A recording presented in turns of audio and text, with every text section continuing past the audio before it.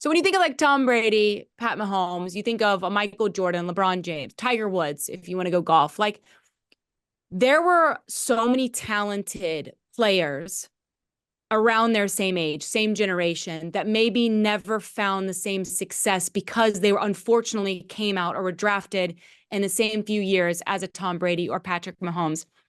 I feel like Max Verstappen is the F1 equivalent of those greats at this point, that he's been so dominant that it stopped maybe some great young talent like a Lando Norris or Charles Leclerc from putting up race wins and good results. Do you think that that's fair? It's just an unfortunate part of your age, or when you came out, or when you joined Formula One, if you were in and around Max Verstappen's, same time period, Lewis Hamilton, Michael Schumacher. Could you make that case? Yeah, I think so massively. I mean, it's kind of you.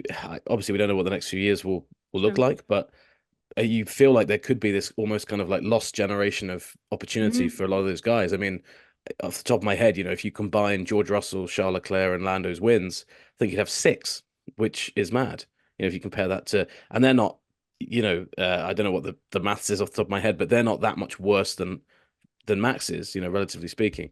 But yeah, it does just happen. And I mean, the Lando case is the one that really is baffling because he hasn't got that win. And if you think about Russell won in 2022, we never really talk about, oh, will Russell get a win? He's got it, he's ticked it off.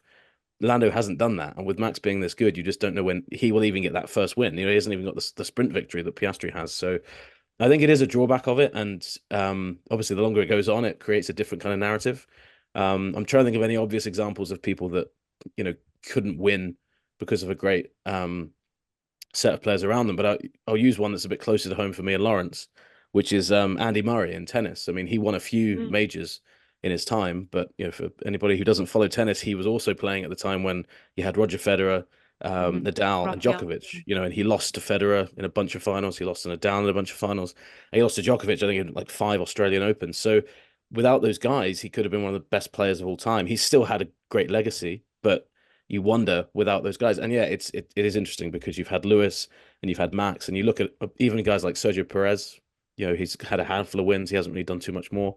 Danny Ricciardo, had a few wins and then just hasn't really done anything for a few years. There's guys that kind of just get lost in the shuffle, and as soon as you've moved out of a championship winning position, hard to get back to it as well. So I think that's actually really interesting to keep an eye on, is especially Lando, because I think Lando's become such a pin-up for younger fans, and I think he's probably one of the most popular drivers around.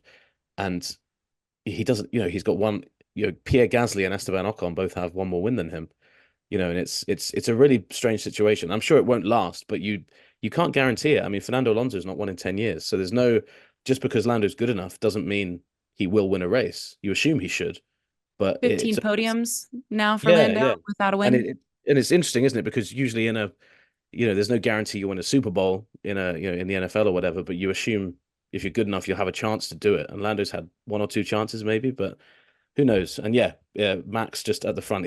Lando must just go home and just think, what do I got to do to get one of these? Max is there winning. What is he on? 50, 55, 56, I believe 58th. 58. So yeah, I'm losing count myself. So but yeah, no, I think it's a really good point, Katie, because it I think it's becoming quite stark when you compare it to, how the other guys on the grid are doing. Yeah, and I think it's even more extreme than the tennis example. I completely agree with that. But here, there's a lot taken out of these guys' hands in that, the car that they're in, they have some influence on how competitive it is, but not a huge amount. And so you can find yourself out of a competitive car. But that doesn't mean that F1 drivers who don't have masses of success on track and a huge amount of wins aren't considered legends in the sport. I think back to Gilles Villeneuve, he only had a handful of wins at the end of his career, yet is considered one of the most talented, exciting racing drivers ever to have lived. Sterling Moss never won a world championship, yet is, one of the legendary names from the 1950s, potentially the second most kind of revered after Juan Manuel Fangio. So I think the nature of the sport means that, drivers can go periods without winning. And then to use Max as an example himself, the first 6 seasons of his career, he was on incredible form, hugely talented. I think won about 10 races, and then the rest have come since the dominant car has come in. So it's true, but also when we talk about Norris, Leclerc, stuff like that, they're in their mid-20s. So I dread to think that Formula One will continue with Max Verstappen dominance through to 2032, 2033, because then I don't think there's going to be much of a sport left, because people will just naturally tune out if you know who's going to be winning going into it. And I don't think that will happen, because the nature of F1, and if we look back at the periods when other drivers have dominated, be it Hamilton, be it Vettel, be it Schumacher, prior to that, you had a period of McLaren dominance. Williams were incredibly competitive in 92, 93, completely unmatchable. Well, regulations change, and then teams, change as well. Engineers leave, go to different places. We're seeing that already with Ferrari. There's a lot of hope that the Lewis factor is going to change things there going into 26. So I agree, this is a thing, and I agree that the amount of wins that Lando has, that the Clerk has, that George has, don't reflect how great a driver they are, but they're not done yet. And I think, these kind of periods do happen in F1. And even those drivers that never quite make, consistent victories and championships can still be absolute legends within the sport.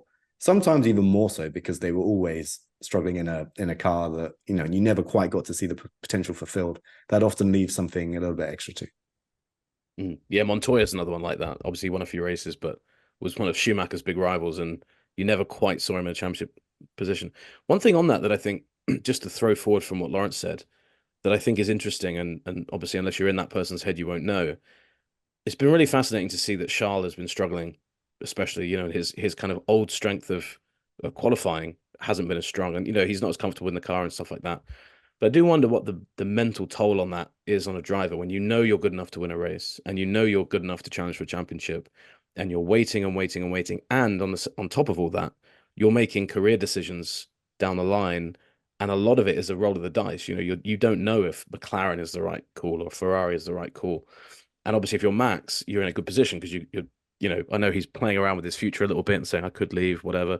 He knows he's tied down with the best team for the foreseeable future. If you're Lando, you're Charles, you're George, you just don't know. You're like, I could have signed up for a team that is in the complete, death spiral. You don't know. And Charles's form, I'm not saying all of it's down to, his mental approach and stuff like that, but how quick must, that negativity and that frustration start to turn into you're overdriving, or you start doubting your own abilities and stuff like that. So I think it does start to have a effect on these drivers. And I hope it doesn't, we don't see it. I think Charles, had a much better weekend overall with, in terms of the head-to-head to Carlos Sainz. But you wonder, a guy like that, he hasn't won for coming up to 2 years now. That must be so frustrating for him. And I wonder just how he deals with that, and, what the residual effect of that is coming, especially if Lewis comes in next year. Imagine if Lewis comes in next year and wins the race before Charles does. And that's already in your head. You're like, oh, I'm never going to win a championship. You've got Carlos beating him this year. I don't know. It's just interesting. It's an interesting side angle to the Verstappen dominance that I think we might see cascading down with some of the drivers. Especially when deep down you're talented enough to be a race winner on a consistent basis, which I think we would all agree that Charles Leclerc certainly is, as well as Lando Norris, based on the drives that he's put together. Just hasn't quite fallen into place for him. Thanks so much for watching ESPN on YouTube, and for more sports highlights and analysis, be sure to download the ESPN app, and for premium content and live streaming, subscribe to ESPN Plus.